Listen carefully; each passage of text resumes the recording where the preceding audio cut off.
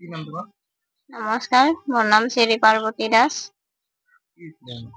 মোৰ প্ৰথমতে দুৰ্বল, তাৰপিছত মেডিকেলত গ'লে ডক্টৰে তেজ কমা বুলি কৈ মেডিচিন দিয়ে, ঘৰত মেডিচিন লওঁ।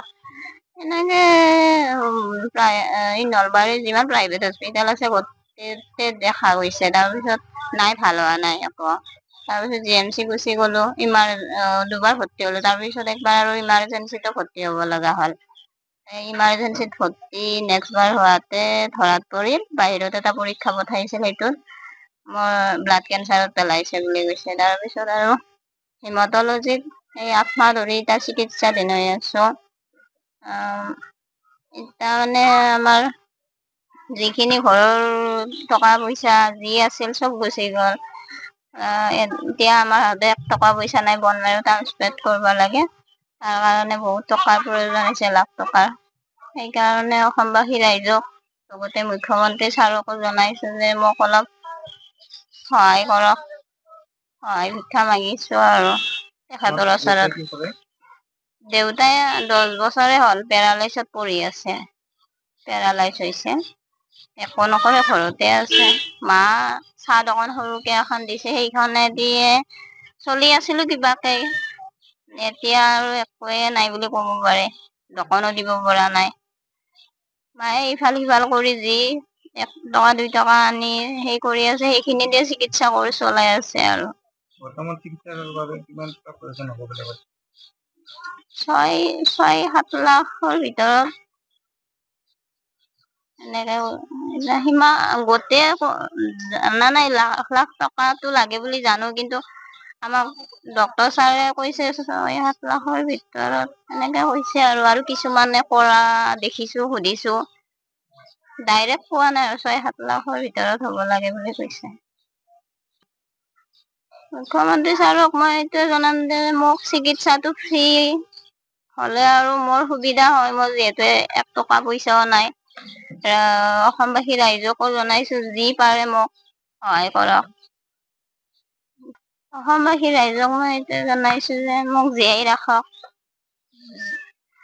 আপোনালোকে সহায় কৰিলে মই সেই হ'ম আৰু জীয়াই থাকিম আৰু।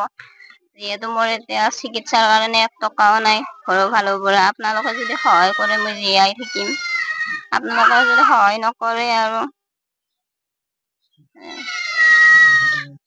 মোৰ ছোৱালী হয়, ছোৱালীটোৰ এনেকে অসুখ, তেজটো কমে, কিবা কমে, দেখালো নলবাৰীত, দেখালো বৰমাক, 2 বাৰ 3 বাৰ নলবাৰীতো দেখালো। লাষ্টত মই ভাঙাঘৰত নিলো। ভাঙাঘৰত নি পেলাই মই ভাঙাঘৰত যি এই 8 মাহেদি ৰাখি, এতিয়া 8 মাহৰ ভিতৰত ছোৱালীটোৰ ব্লাড কেঞ্চাৰ বুলি শুনিলো। ব্লাড কেঞ্চাৰ বুলি শুনি পেলাই ময়ো কি কৰো, এতিয়া হেৰি কৰো, যিও নামান অলপ মাটি আছিল তাকো বেচা কিনা কৰিলো ছোৱালীটোৰ কাৰণে। আৰু মালিকৰো এনে অৱস্থা, পেৰেলাইজ হৈ পেলাই এনেকে পৰি আছে। চিকিৎসা মই এতিয়া ঘৰে ঘৰে যাই একো কৈছো, তাকো কৈছো, খুজি মাগি সেনেকে অলপ অলপকে আনি মই এতিয়া ছোৱালীটোক গুৱাহাটী ভাঙাঘৰত তেজৰ কাৰণে, কিবাৰ কাৰণে এনকে অলপমান ছোৱালীটোক দি আছো।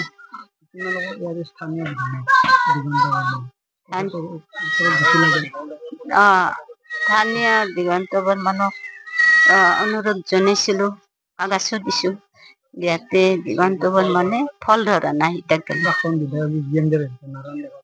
নাৰায়ণ ডেকা ছাৰকো অলপ জনালো, ছাৰকো কাগজ দিলো, ছাৰেও ইটাত গেলি সুবিধা আকৌ হেৰি কৰি দিয়া নাই। ছাৰেও নাৰায়ণ ডেকা অসমবাসী ৰাইজৰ লগতে অসমৰ মুখ্যমন্ত্ৰী গৰাকীক কি আবেদন জনাব নিজৰ ছোৱালীটোৰ? মই অসমবাসী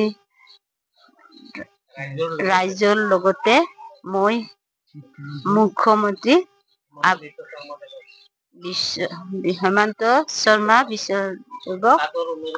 কাতো অনুৰোধ জনাইছো, মোৰ ছোৱালীটো জানোহান অলপ হেৰি কৰি চিকিৎসাৰ বাবে দেখি আহাৰ জনালো। মই তাকে ধন্যবাদ জনাই যিকোনো খবৰৰ বাবে যোগাযোগ কৰক 7099017330 লগতে 7099017110 নম্বৰত।